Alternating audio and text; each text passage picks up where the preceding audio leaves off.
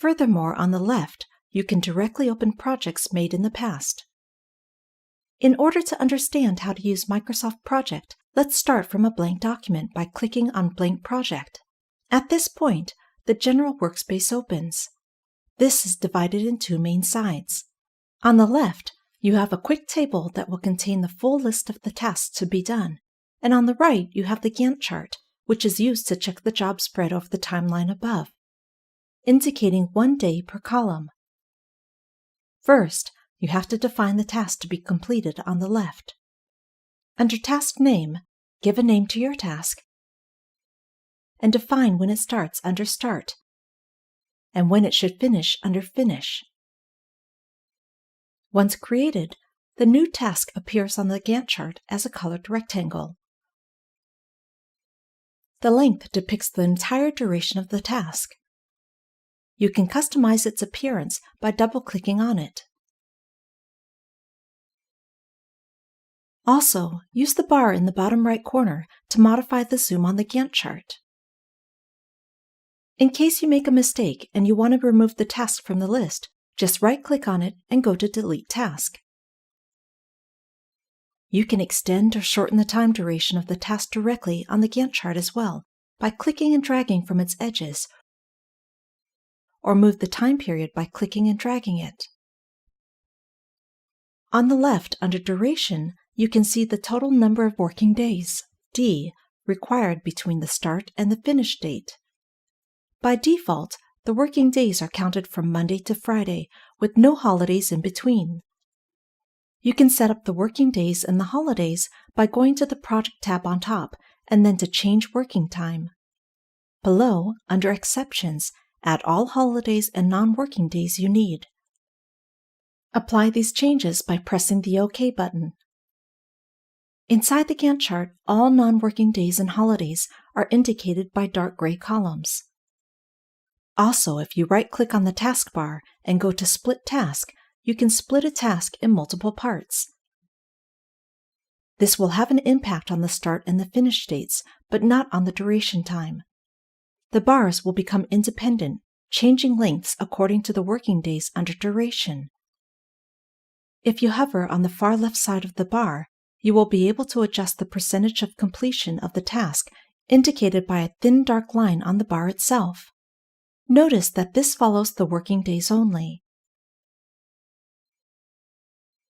Besides the tasks list and the Gantt chart, you also have a timeline at the very top.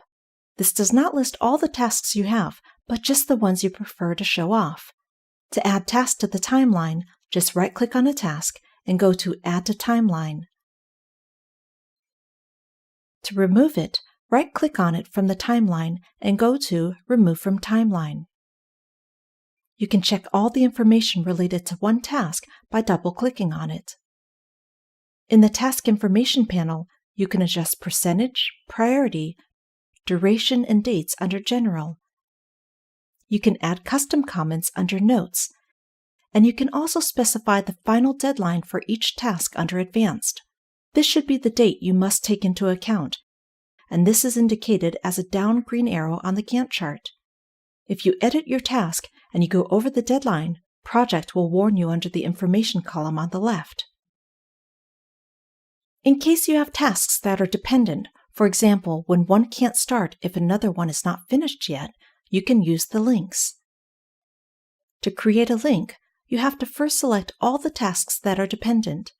Just hold Ctrl down and select all the tasks in the correct order. Then just click on the link the selected tasks. In the Gantt chart, all links are indicated through arrows indicating the type of dependence. By default, you create Finish to Start links, which means that the following task must not start until the preceding one or predecessor is finished. These links are quite useful since Project will automatically organize your tasks in order to respect this dependence. On the left, the predecessors column indicates the row number the task is dependent on. If it is 3, that task is dependent on the third row task in the list. If you go to Predecessors on the Task Information panel, you can check all the links related to the task. Under Type, you can also change the kind of link. Choose Start to Start to make it start when the predecessor starts. Choose Finish to Finish to make it finish when its predecessor finishes. Or choose Start to Finish to make the task finish when the predecessor starts. Always check the Gantt chart for a quick representation. Consider that the start and finish dates of the tasks may change depending on the link chosen. You can still move and edit tasks as you like, but do respect the time dependence given from the links in order not to get any errors. In case you make any bad or conflicting entries, taskbars may have dashed contours. Inside Project, you have two kinds of tasks. So far, we have seen the manually scheduled tasks indicated by a pin symbol under the Task Mode column. You can also choose an auto-scheduled task indicated by a blue rectangular symbol. Separate from the other tasks, the auto-scheduled tasks may be fully edited and organized by project according to the several fixed constraints such as workload, deadlines, and holidays. Indeed, the way to edit them is identical to the manually scheduled tasks. In the Task Information panel of the auto-scheduled task under Advanced, you can set the same option as seen, plus other new details such as constraint type, date, and task type that are specific for the auto-scheduled tasks. In case you have tasks that are not yet defined, you can simply add them in your task list and leave them off by going to Inactivate above. In this way, these won't interfere at all with the management of the other tasks. Besides tasks, you can also add and use summaries and milestones. You can find these under the Task tab in the Insert section. The summary is a collection of several tasks grouped together. Create a new summary, rename it, and set it manually or auto under Task Mode. With the summary open, add all the tasks that it must contain, or simply select existing ones from the far left, right-click and use Cut, and then paste to add these inside the summary.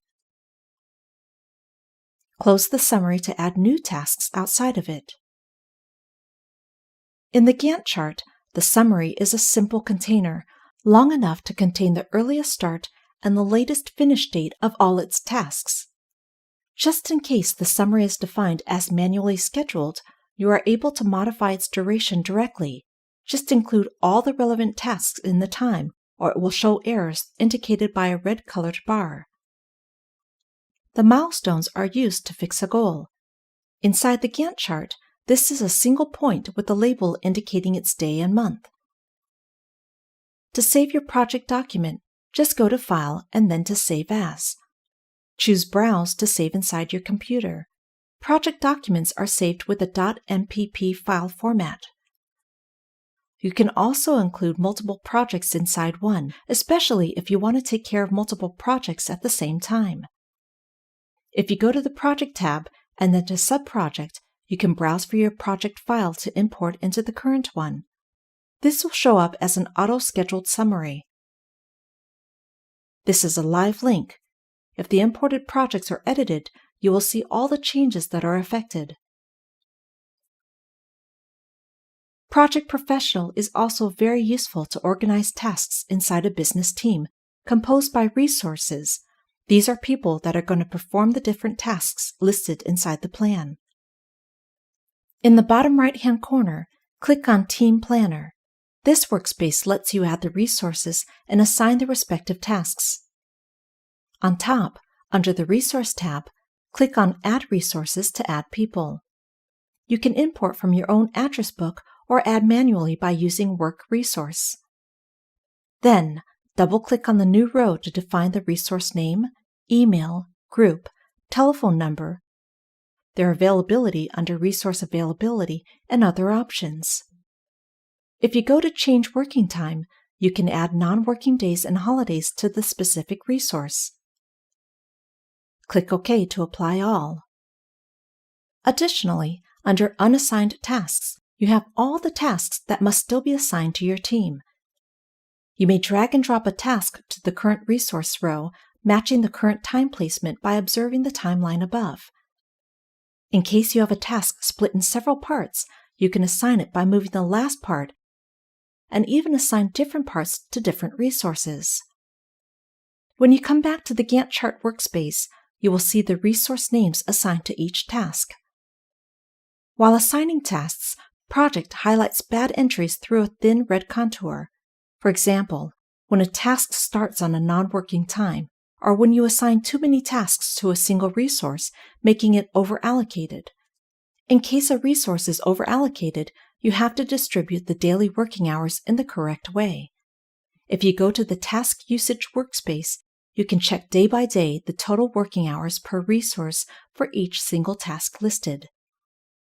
By default, each resource can work a maximum 8 hours per working day in total. If you assign more than this amount, the resource will be overallocated, as the red icon on the far left suggests. In this case, you have to spread the working hours through different resources or tasks in order to reach the maximum 8 hours. You can change the hours by selecting the cell and typing inside. For complex projects, the auto-schedule tasks are managed automatically, depending on the constraints inserted. You can also assign a single task to multiple resources. Inside the Task Usage workspace, if you right-click on a task and go to Assign Resources, you can add other resources to work on a single task. Just select the resource to add and then go to Assign. This will make it easier to distribute the working hours on each task. Inside Project, you have the possibility to make quick reports on your project plan. If you go to the Report tab, you can create a new sheet through the New Report button. These reports are used to see and quantify the distribution of work to be done, the load of each single resource, and additional information through descriptions, charts, and tables that you can add and edit through all the design tools on top. All these reports are saved inside the Report workspace in the bottom right corner and listed under the Recent button on top. Thanks for watching this video. Subscribe to us for more amazing free videos for Microsoft Office.